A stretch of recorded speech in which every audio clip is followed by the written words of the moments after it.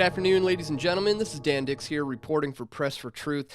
And as you can see, the independent media is a threat to the establishment, and they're now going all out in their efforts to silence us. Bill would require South Carolina journalists to register with government. I can't even imagine being a journalist and having to register with the government before you're even allowed to report on anything. This kind of system occurred in the past and present under communist regimes, and the West is now moving towards more bureaucracy and more top-down power.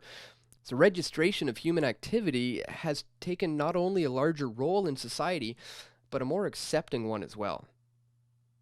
There really are few who see any issue with registering various businesses with the government, whether it's cutting hair or growing cannabis or being a doctor or a nurse. A free society doesn't require centralized tax and spend states to achieve this end. People are perfectly capable of trading with each other on a voluntary basis. Now, the so-called progressives, of course, will say that certain professions need government regulation because X, Y, and Z. But what about being a journalist? How many of these leftists would support a media registration of their favorite left-wing magazine?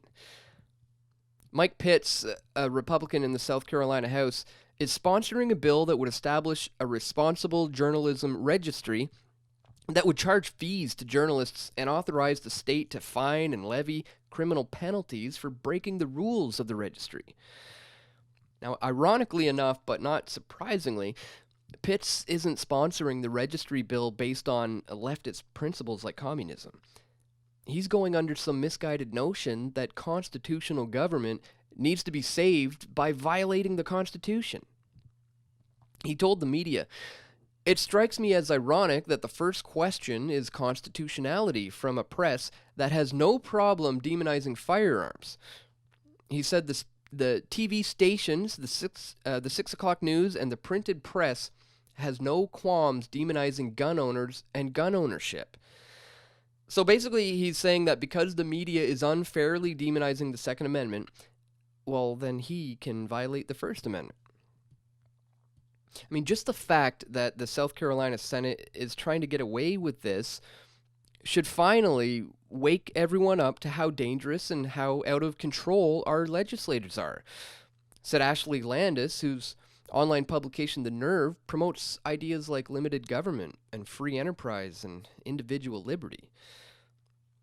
This just goes to show just how strong the left-right paradigm really has become, where it doesn't matter if it's Republican or Democrat or liberals or conservatives.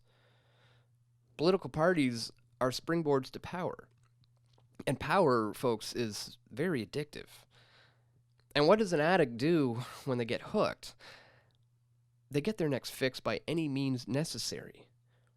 And you translate that into politics, we've got a Republican senator sponsoring a bill to undermine one of the few tenets of liberty that the folks in South Carolina still have, the freedom to criticize their government.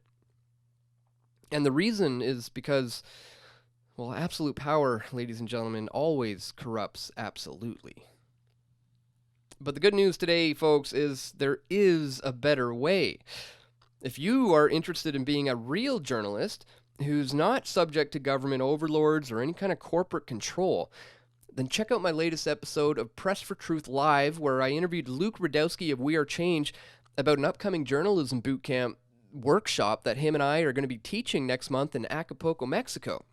And for more information on that, you can also check out Luke's interview with me, where we continued the conversation as to what can be expected for this year's Change Media University that's coming up at the second annual Anarchapulco conference that we'll both be speaking at and teaching at just next month. So for more information on how to get involved with that, just check the links in the description of this video. Also, if you found the info in this video useful, give this video a thumbs up and share it with your friends and family. And if you want to get involved with us here, you can join us here as a PFT patron or a PFT member. So thanks for watching, guys. We've got more video reports coming soon to pressfortruth.ca.